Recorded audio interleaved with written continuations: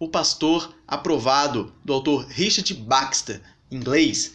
Livro escrito em 1655, 1656, e o título original dele é O Pastor Reformado, mas com o passar do tempo ele recebeu o nome de O Pastor Aprovado, que está mais de acordo com o conteúdo do livro, para não confundir o Pastor Reformado com outras coisas aí, denominacionais, por exemplo. Então ficou mais apropriado. Esse título está baseado na 2 Timóteo 2,15, que fala: procura-te apresentar-te a Deus aprovado. Ele foi destinado a uma reunião que estava acontecendo com vários ministros lá na Inglaterra, na época.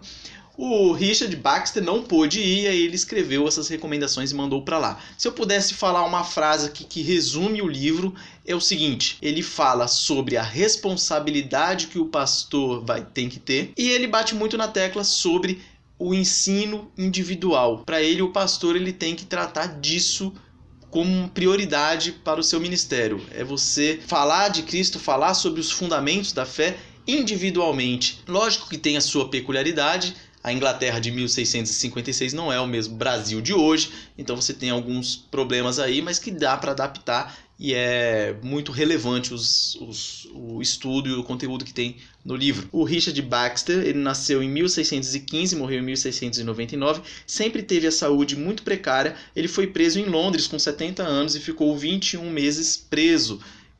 Você pode falar aí que ele foi preso por causa das doutrinas que ele defendia na época aí, de uma Inglaterra meio conturbada. O livro dividido em 3 partes: o primeiro é o exame de nossas vidas pessoais, o segundo, velando pelo rebanho, e a terceira, algumas diretrizes para a preservação do rebanho. Ele ensinava individualmente os membros de sua igreja por meio de aconselhamento pastoral e os catequizava sistematicamente, utilizando o método de perguntas e respostas. Na introdução do livro, ele vai dizer o seguinte: que o livro revela a verdade acerca dos puritanos quanto ao seu estilo de vida e às suas crenças. A vida pessoal e familiar do pastor deve aspirar a santidade e pureza de vida, coisa que hoje em dia a gente vê muitos cristãos aí que não prezam por essa santidade aí, quer ser cristão e continuar com a vida pecaminosa que tinha antes de ser cristão. Na introdução do livro ele vai falar o seguinte: à luz das escrituras, aquele que foi chamado a tão elevada vocação deve aspirar à santidade e pureza de vida. Que vocação? Ao ministério da palavra. A finalidade do púlpito é a exposição da palavra de Deus. Isso aqui é muito interessante. Tem hoje muita gente utilizando o púlpito aí como se fosse um stand-up ou algo do gênero. Depois começa a primeira parte, onde ele vai falar sobre o exame de nossas vidas pessoais, a introdução para pastores e leigos. Ele vai dizer: tolerar maus hábitos dos ministros é promover a ruína da igreja.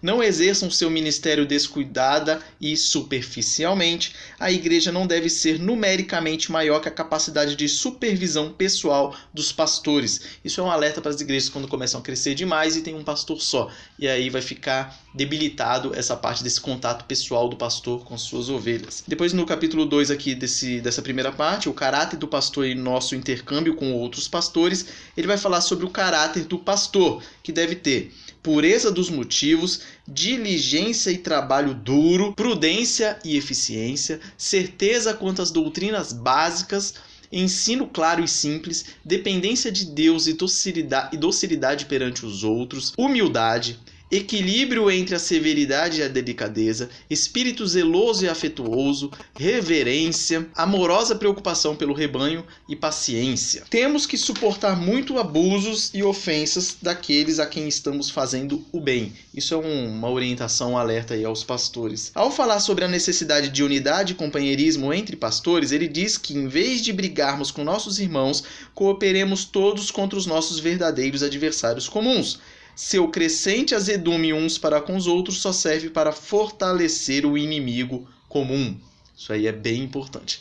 No capítulo 3, cuidando de nós mesmos, ele vai dizer: podemos morrer de fome enquanto preparamos comida para os outros. Aí a necessidade de estarmos velando por nós mesmos. Pecado. Se é mal, por que viver nele? Se não existe, por que pregar que existe? Isso mostra a hipocrisia de muitos ministros aí que pregam uma coisa, mas vivem outra. Se você ousar aventurar-se a um trabalho tão elevado como esse de ser pastor, não deverá poupar esforços no preparo para realizá-lo. Não será um exercício ou experiência de estudos feitos de vez em quando, ocasional e preguiçosamente, que servirá para formar um valoroso homem de Deus. Isso a gente percebe durante o livro inteiro. Ele fala a respeito dessa responsabilidade aí, que a pessoa tem que vestir a camisa mesmo, não dá para fazer a coisa meia boca. Depois, no capítulo 4, ele vai dizer: o pastor e sua necessidade de arrependimento. É muito comum esperarmos que nosso povo se arrependa quando nós mesmos não nos temos arrependido. Deus será honrado quando se torna evidente que a sua igreja é diferente do mundo. Outra exortação muito importante, porque hoje em dia você vê muitas igrejas querendo tomar aspectos ou se tornar parecido com o mundo. Isso está errado. Você honra a Deus quando é ao contrário, quando a igreja é diferente do mundo. Depois, na segunda parte, ele vai falar velando pelo rebanho. No capítulo 5, cuidando do rebanho, ele fala que o tamanho do rebanho deve ser determinado pelo número de pastores. Partes do ministério, ele diz que é a obra da conversão, os dois pilares, né, do ministério. A obra da conversão e a edificação dos que são verdadeiramente convertidos. O mundo tem maior capacidade de ler a natureza da religião na vida de um homem do que na Bíblia. Aqui dá a importância do exemplo. O chefe de família precisa pregar a sua própria família. Muito importante também. Muitos líderes de família estão deixando isso aqui de lado, fugindo da sua responsabilidade. O líder tem que pregar na sua casa aí. Capítulo 6. Os motivos do cuidado pastoral. A primeira função do pastor é ser vigilante. Reconheçam como são privilegiados de poder pregar a palavra de Deus aqui nessa terra. A obra é de fato importunante e penosa e exige abnegação, pois nos exporá ao desagrado dos ímpios. Você pregando a sã doutrina, você vai fazer vários inimigos, isso aí, normal. A negligência da disciplina ilude as almas, faz as pessoas pensarem que são cristãs quando não são. É aquela questão da importância da disciplina eclesiástica dentro das igrejas. Eu fiz uma resenha certa vez aqui de um livro escrito pelo pastor Augusto Nicodemos, sobre Mantendo a Igreja Pura, que ele vai falar praticamente só disso, da disciplina eclesiástica. E é muito importante, e isso não é de hoje. Depois a gente entra aqui no capítulo 7, razões para a instrução pastoral. Ele fala que todo cristão é obrigado a fazer tudo o que pode para a salvação dos outros, mas o pastor é duplamente obrigado. Sermos cooperadores com Deus e seu Espírito não é honra pequena. Muito legal isso aqui. Aí entra no capítulo 8, vai falar sobre a terceira parte, algumas diretrizes para a preservação do rebanho. No capítulo 8 ele vai falar de diretrizes para a direção eficaz da obra pastoral. Depois a gente entra aqui no capítulo 9, algumas dificuldades do ensino pastoral, e aí ele vai citar várias dificuldades.